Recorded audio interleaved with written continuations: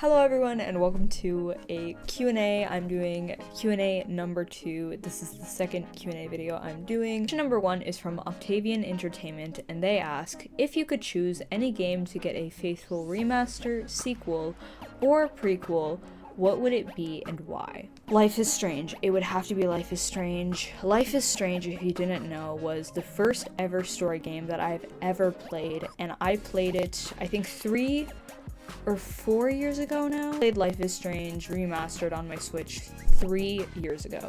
I remember after I finished playing Life is Strange, I went online to see what people had to say, and a lot of the community and fandom of Life is Strange really wanted a game.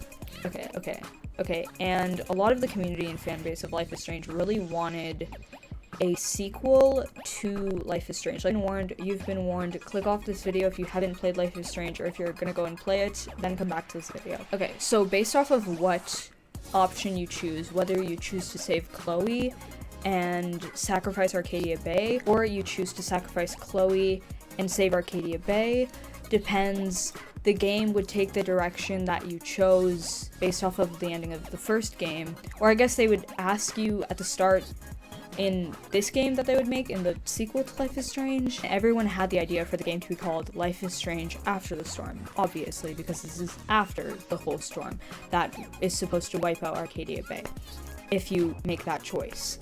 So the premise of the game would be about Max and Chloe, and after they get out, what their life would be like when they're like driving around to all different motels and hotels and staying there and figuring their life out. And all of this was way before Life is Strange Double Exposure got announced and then released, and now most recently we have Life is Strange Reunion. I almost forgot what it was called, Life is Strange Reunion. I still want that Life is Strange After the Storm game with Max and Chloe, because it is revealed in Double Exposure what happened, and it depends on your choice, of course, but the one thing that about Life is Strange that I am so hopeful for and I'm so excited about, and I haven't talked about this, I'm so excited for the Life is Strange TV show that is coming out on Amazon Prime as a Prime original series, obviously, and I'm really hoping that in the show that they will include that aftermath after the events of whatever happens in Arcadia Bay based off of what you choose.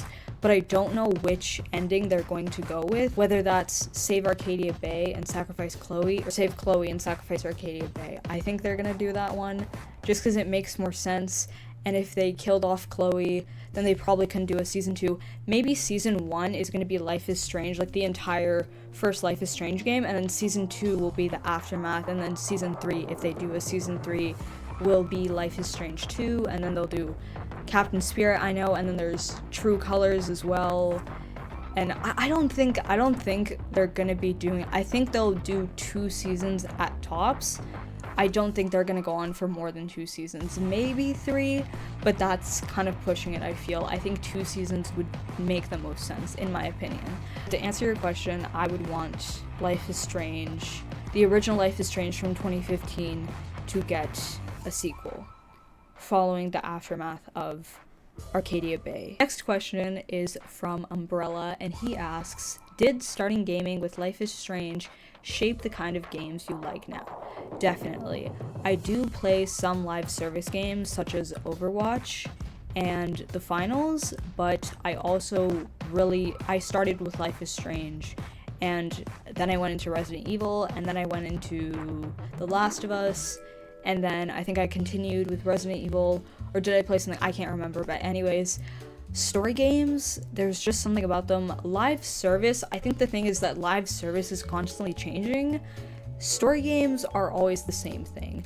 You buy it, or you get it on a Game Pass that you have, and you can play it anytime you want. Anytime you want, it's always going to be the same thing, it's never going to change. And I don't know if story games have had such an impact on me. The biggest story game series I've played is obviously Resident Evil, but I also really enjoy Life is Strange. I'm most likely going to replay through that off camera. But yes, I definitely have a preference for story games. To answer your question, Umbrella, yes, I have a strong preference for story games. I really love Resident Evil. I will not be playing 7 or 8, at least not in the near future. I'm not planning to. I really enjoyed 9 though, and I'm looking forward to the DLC for that game. Alv Machete, or Machete69, I'm sorry if I mispronounced that, asks, so far Alina, how do you find yourself? Thank you so much for checking in on me, Alvin. I really appreciate when you guys ask, like, hey, how are you doing? Just checking in to see how you're doing. I am having such a fun time I just love when I'm consistent on YouTube. I just love the feeling of uploading a video, having edited it, uploading it, and then just straight up recording the next one, and just like putting out videos every single day, especially when I'm on a streak. I just love that. I wanted with the DLC to not finish it so fast because I really wanted to take my time with it and enjoy it, but I'm just constantly thinking in my head, what's gonna happen? How is this gonna end? I know Ada's gonna get it. She right now is not doing the best based off of the last chapter, the ending of the last chapter, the way the last chapter ended. I'm pretty sure she's gonna somehow get back up on her feet. Her and Luis are gonna work together, but I'm really excited to see how that game ends. I just didn't want to finish the DLC too fast, but I am really excited to film it. With Resident Evil 4 Remake and the DLC, I've been super consistent. It just feels so amazing to be so consistent and to put out videos for you guys, and I really hope that you are enjoying them and the consistency. I feel really proud of myself that I'm pushing myself, but at times I do find that I stay up way too late, sometimes until 3 in the morning. I won't lie, I definitely sometimes have overworked myself, and I've streamed until 3 in the morning, especially with Resident Evil 1 Remake. I was staying up so late because that game was so difficult sometimes, and there were definitely times where I just felt like I had to stop and take a break, but I ended up pushing myself and just persevering through it and getting through it, and you guys helped me. So I'm doing really good. And I have the past 3 days, it's been 3 days since I last uploaded. I took a bit of a break. When I got back from my trip from Quebec and Ottawa, I was like, let me take a breather. I was filming while I was on vacation, even though I wasn't supposed to. But I then got the idea. I was like, why don't I? Why don't I, you know? But I'm doing really good. Thank you for checking in on me. I actually have a really exciting video coming out really soon. I haven't even filmed it, but I do have the idea for it that I hope that you guys enjoy. And it is actually a series that I've done on this channel before. So if you want to go and see the different series I've done and maybe try to see which one it is and try to guess in the comments down below. But I'm going to film that, and I got that idea when I was on my trip in Quebec and Ottawa. So I hope that you are excited for that. Stay tuned. I might even record that before I record the next chapter, chapter 5 for Resident Evil 4 Remake's DLC. Separate ways. This next question is from Umbrella yet again, and he asks, favorite character in every story-heavy game you've played thus far? Oh boy, okay. Last of Us Part 1, either Joel or Ellie. I can't choose one in Part 1. For Part 2, The Last of Us Part 2, it's gonna be Ellie. I still do not like Abby. My likeness to her hasn't changed at all. I haven't liked her any more than I have. I do not like Abby at all. I am never going to forgive her for what she did to Joel, which if you don't know, I'm not going to spoil, but I'm sure everyone knows. Everyone knows what The Last of Us is, right? Everyone knows. And if you don't know what happens to Joel, then I will not spoil that for you because I don't know if you want to go and play that game. But I really like Ellie in the second game, even though the second game is about revenge and it's not as good as the first game. Definitely, I do agree that it's not as good as the first game, but sequels are never better than their predecessors. Like, maybe they are a little bit, but it's never by a lot.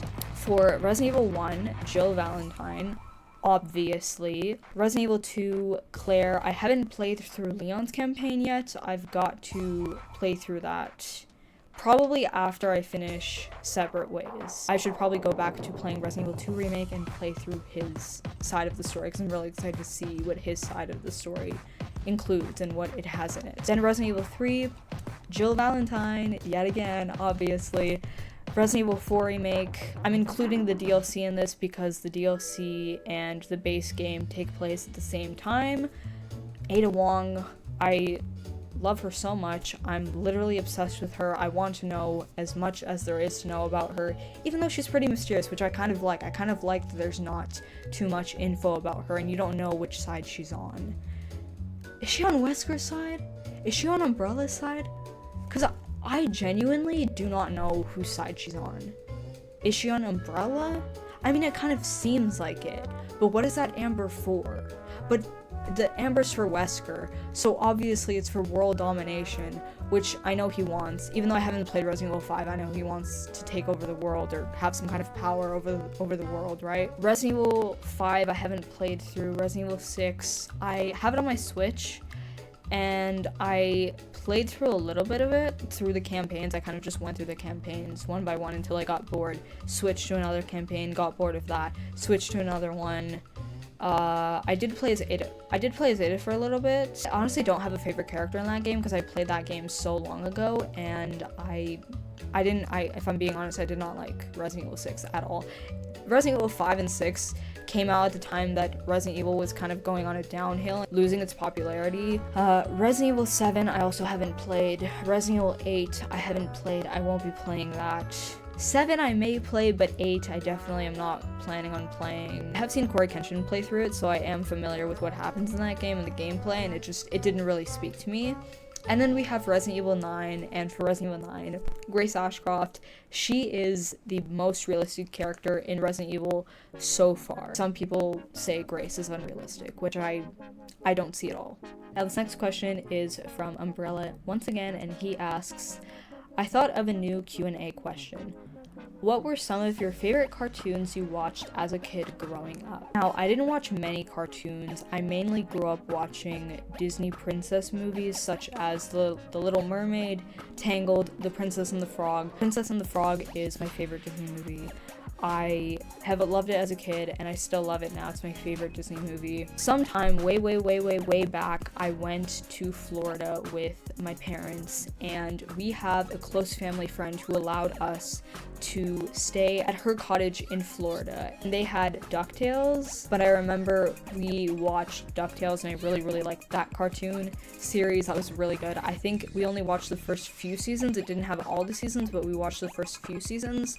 And just for context, now besides DuckTales and Disney Princesses, which isn't a cartoon, besides DuckTales, when I was growing up, I didn't have Disney Channel, I didn't have Disney XD. I only watched YTV and Treehouse. Only shows I remember watching aside from that was sometimes on TVO they would show Wild Kratts, and I also remember watching Wild Kratts in school during lunchtime. The teacher would put it on. The teacher would also sometimes put on a show like Odd Squad, which I also remember watching in school, and at home sometimes when it would play on the kitchen TV. That's really all of the cartoons I remember watching when I was younger, a kid or when I was younger, like 12 or 13. I never watched Sophia the First. I never watched Ben 10, which makes me realize now, if I wasn't watching cartoons, I was watching YouTube or playing with my littlest pet shops. I just remembered from a TikTok I saw about remember these TV show intros, and I just remembered that I saw the intro on that TikTok for the TV show Aquanauts. If you guys watch that show, I love that show. Oh, and my big friend, that was also those two were the only other at the time that I can remember TV cartoons that I watched that I really loved. Those two I also really loved. Just wanted to add that in real quick. And those are all of the questions that you guys asked me over on my Discord server. I hope that you enjoyed watching this video. I hope you enjoyed hearing me answer your questions. If you enjoyed this video, be sure to leave a like, consider hitting that subscribe button, and until next time, I'll see you all on the next one. Bye guys!